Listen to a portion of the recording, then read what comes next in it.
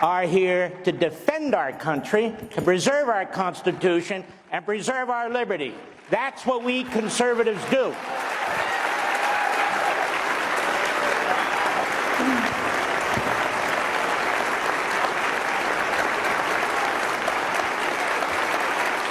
You want to talk about dictatorships? Let's talk about dictatorships. When is the last time Joe Biden ever spoke positively of the Constitution of the United States? When is the last time he could actually cite the Declaration of Independence?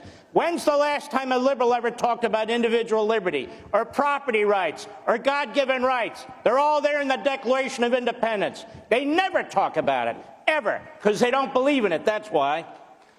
This is a battle between good and evil. Good and evil. We're good, they're evil.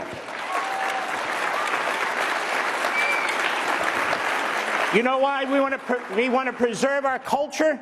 The American culture, which combines all cultures into an American culture, because it's the greatest culture on the face of the earth. Americans aren't swarming into other countries. People in other countries are swarming into America. Don't you get it? It's because America is the greatest country on the face of the earth, the greatest culture on the face of the earth.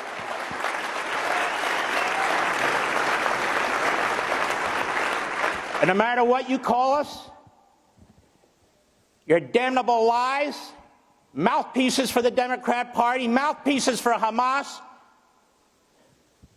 you're not going to change a damn one of us. Not one of us. We are not going to give up. Our ancestors fought for this country. My ancestors fought for this country. We talk about World War II. We talk about Europe. My ancestors shed blood in Europe. My ancestors shed blood all through Iwo Jima, Guadalcanal, Guam. I don't need lectures from some candy ass at CNN about how we defend our country. I can tell you that.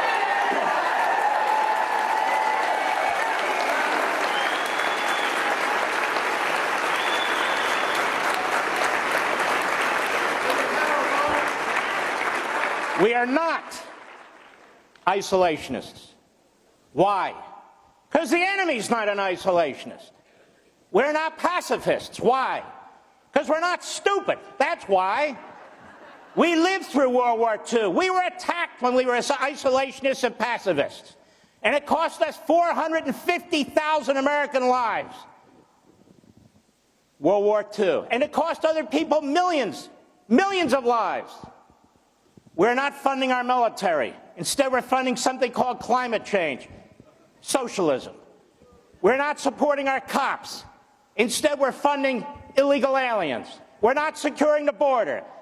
Instead, we're allowing anybody to flow into this country who's not been vetted, and of course the enemy's going to send in spies and terrorists. We now have new gangs we never heard of before.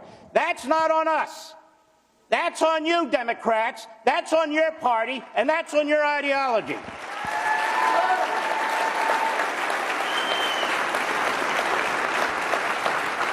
They love to talk about a free press. I wish we had one. Free press. That Constitution you hate, that First Amendment, that's what secures your damn ass. And you hate the Constitution and the men who wrote it? How dare you? How dare you? Everything we have in this country, everything we have in this country is a result of the Revolutionary War. It's a result of the Constitutional Convention. It's a result of the Civil War. We've had our problems. We have fought through our problems. Blood, sweat. The biggest battle where we had the most casualties was the Civil War to end slavery. No other nation on the face of the earth had a civil war to end slavery. We did that.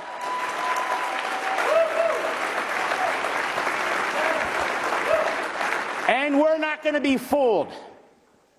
That little state of Israel, those people want to live. They want to be free. They want to be left alone. God put those people there 5,000 years ago.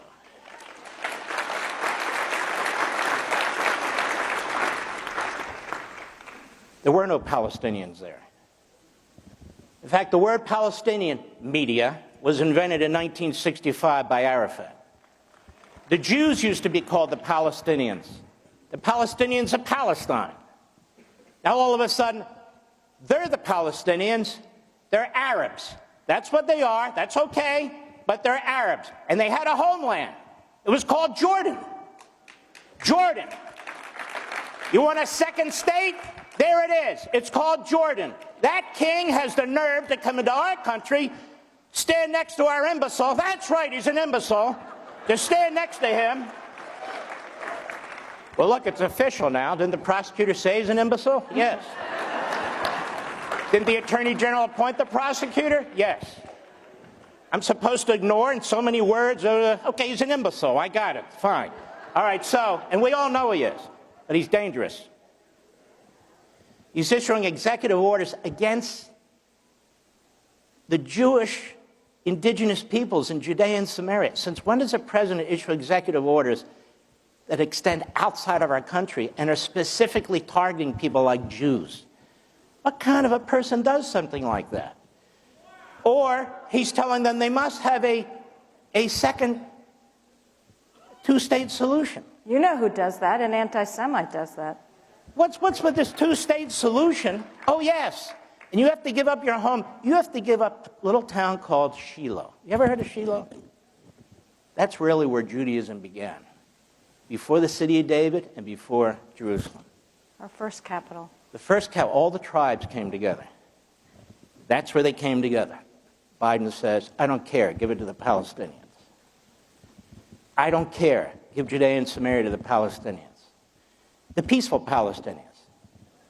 Where is the leader of the peaceful Palestinians? Will he please present himself so I can interview him? I can tell you. His name is Abbas, and he is paying terrorists to kill Israelis under a program called Pay to Slay. And I can also tell you that America First Legal has sued the Biden administration for violating the Taylor Force Act. Go ahead. And Taylor Force was an American citizen, a veteran, a West Point graduate. The peaceful Abbas Palestinians murdered him. Donald Trump said, that is enough of that. He cut off funding to the PLO. He cut off funding to UNRWA that works with Hamas. He cut off Iran and put his foot on their throat. He cut them all off. Iran was on its back. Hamas was starving to death. The PLO was in its little cage. And then comes Biden, the arsonist. Lights up the whole damn Middle East. Sends our troops there for sitting ducks. I don't even know why they're there right now. Iran, through its proxies, murder 3 of our citizens. And what's his response? Does he hit Iran? No. What did Reagan do when they hit one of our freighters? He destroyed half their Navy. What did Trump do when he said that's enough? He took out Soleimani. What does Biden do? He wants to take out Bibi Netanyahu and he's attacking the Israelis. This is serious. And I understand this gentleman here. Nobody's suffering like him. And he raises good questions about how this happened. And they need to pursue it and they need to figure it out. And I don't blame him. If that was my son, I'd move heaven and earth.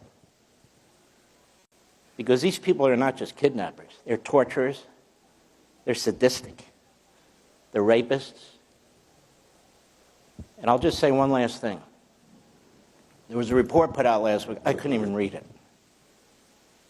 About what was done to these people at that festival.